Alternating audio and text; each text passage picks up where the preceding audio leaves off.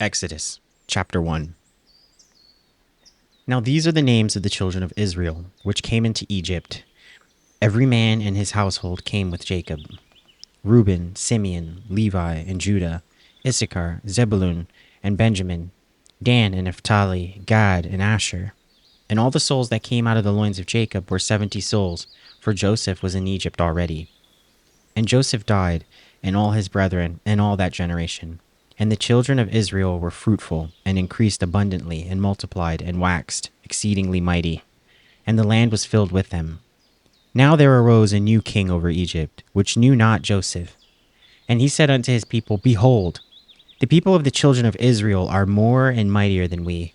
Come, let us deal wisely with them, lest they multiply. And it come to pass, that when there falleth out any war, they join also unto our enemies, and fight against us, and so get them up out of the land. Therefore they did set over them taskmasters to afflict them with their burdens. And they built for Pharaoh treasure cities, Pithom and Ramesses. But the more they afflicted them, the more they multiplied and grew, and they were grieved because of the children of Israel. And the Egyptians made the children of Israel to serve with rigor, and they made their lives bitter with hard bondage, in mortar and in brick, and in all manner of service in the field. All their service, wherein they made them serve, was with rigor. And the king of Egypt spake to the Hebrew midwives, of which the name of the one was Siphrah, and the name of the other Puah. And he said, When ye do the office of a midwife to the Hebrew women, and see them upon the stools, if it be a son, then ye shall kill him, and if it be a daughter, then she shall live.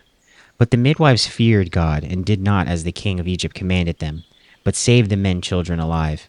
And the king of Egypt called for the midwives, and said unto them, Why have ye done this thing, and have saved the men children alive?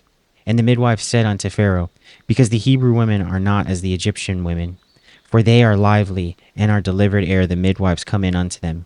Therefore God dealt with the midwives, and the people multiplied, and waxed very mighty. And it came to pass, because the midwives feared God, that he made them houses. And Pharaoh charged all his people, saying, Every son that is born ye shall cast into the river, and every daughter ye shall save alive. Exodus chapter 2. And there went a man of the house of Levi, and took to a wife a daughter of Levi. And the woman conceived, and bare a son. And when she saw him that he was a goodly child, she hid him 3 months. And when she could not longer hide him, she took for him an ark of bulrushes, and daubed it with slime and with pitch, and put the child therein. And she laid it in the flags by the river's bank. And his sister stood afar off, till it would be done to him. And the daughter of Pharaoh came down to wash herself at the river, and her maidens walked along by the river's side. And when she saw the ark among the flags, she sent her maid to fetch it. And when she had opened it, she saw the child, and behold, the babe wept. And she had compassion on him, and said, This is one of the Hebrews' children. Then said his sister to Pharaoh's daughter, Shall I go and call to thee a nurse of the Hebrew women, that she may nurse the child for thee? And Pharaoh's daughter said to her, Go. And the maid went and called the child's mother. And Pharaoh's daughter said unto her, Take this child away, and nurse it for me, and I will give thee thy wages. And the woman took the child and nursed it. And the child grew, and she brought him unto Pharaoh's daughter, and he became her son. And she called his name Moses. And she said, Because I drew him out of the water. And it came to pass in those days, when Moses was grown, that he went out unto his brethren, and looked on their burdens. And he spied an Egyptian smiting a Hebrew, one of his brethren. And he looked this way and that way, and when he saw that there was no man, he slew the Egyptian, and hid him in the sand. And when he went out the second day, behold, 2 men of the Hebrews strove together. And he said to him that did the wrong, Wherefore smitest thou thy fellow? And he said, Who made thee a prince and a judge over us? Intendest thou to kill me, as thou killedst the Egyptian? And Moses feared, and said, Surely this thing is known. Now when Pharaoh heard this thing, he sought to slay Moses. But Moses fled from the face of Pharaoh, and dwelt in the land of Midian. And he sat down by a well. Now the priest of Midian had 7 daughters, and they came and drew water, and filled the troughs to water their father's flock. And the shepherd came and drove them away, but Moses stood up and helped them, and watered the flock. And when they came to Reuel their father, he said, How is it that ye are come so soon today? And they said, An Egyptian delivered us out of the hand of the shepherds, and also drew water enough for us, and watered the flock. And he said unto his daughters, And where is he? Why is it that ye have left the man? Call him, that he may eat bread. And Moses was content to dwell with the man, and he gave Moses Zipporah his daughter. And she bare him a son, and he called his name Gershom, for he said, I have been a stranger in a strange land. And it came to pass in process of time that the king of Egypt died, and the children of Israel sighed by reason of bondage. And they cried, and their cry came up unto God by reason of the bondage. And God heard their groaning, and God remembered his covenant with Abraham, with Isaac, and with Jacob. And God looked upon the children of Israel, and God had respect unto them. Exodus chapter 3. Now Moses kept the flock of Jethro his father-in-law, the priest of Midian, and he led the flock to the backside of the desert, and came to the mountain of God, even to Horeb.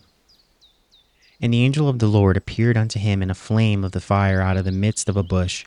And he looked, and behold, the bush was burned with fire, and the bush was not consumed. And Moses said, I will now turn aside, and see this great sight, why the bush is not burnt.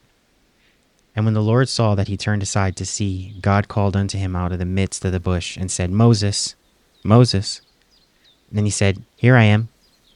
And he said, Draw not nigh hither.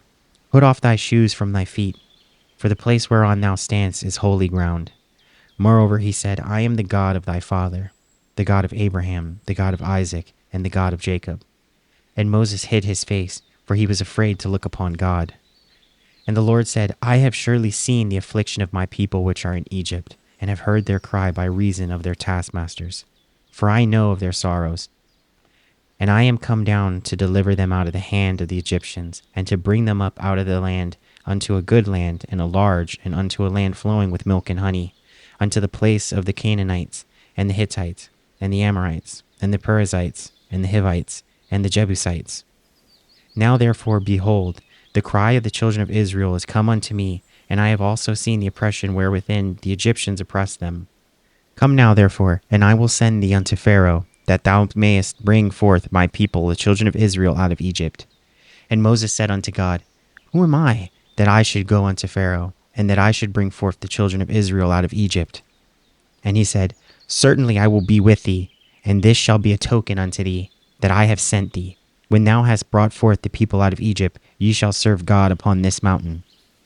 And Moses said unto God, Behold, when I come unto the children of Israel, and I shall say unto them, The God of your fathers hath sent me unto you, and they shall say to me, What is his name? What shall I say unto them? And God said unto Moses, I am that I am. Thus shalt thou say unto the children of Israel, The Lord God of your fathers, the God of Abraham, the God of Isaac, the God of Jacob, hath sent me unto you. This is my name forever, and this is my memorial unto all generations. Go, and gather the elders of Israel together, and say unto them, The Lord God of your fathers, the God of Abraham, of Isaac, and of Jacob, appeared unto me, saying, I have surely visited you, and seen that which is done to you in Egypt. And I have said, I will bring you up out of the affliction of Egypt unto the land of Canaanites, and the Hittites, and the Amorites, and the Perizzites, and the Hivites, and the Jebusites, unto a land flowing with milk and honey. And they shall hearken to thy voice, and thou shalt come, thou and the elders of Israel, unto the king of Egypt, and ye shall say unto him, The Lord God of the Hebrews hath met with us. Now let us go, we beseech thee, 3 days' journey into the wilderness, that we may sacrifice to the Lord our God. And I am sure that the king of Egypt will not let you go, no, not by a mighty hand. And I will stretch out my hand, and smite Egypt with all my wonders which I will do in the midst thereof. And after that he will let you go. And I will give this people favor in the sight of the Egyptians. And it shall come to pass that when ye go, ye shall not go empty, but every woman shall borrow of her neighbor, and of her that sojourneth in her house, jewels of silver, and jewels of gold, and raiment. And ye shall put them upon your sons, and upon your daughters, and ye shall spoil the Egyptians.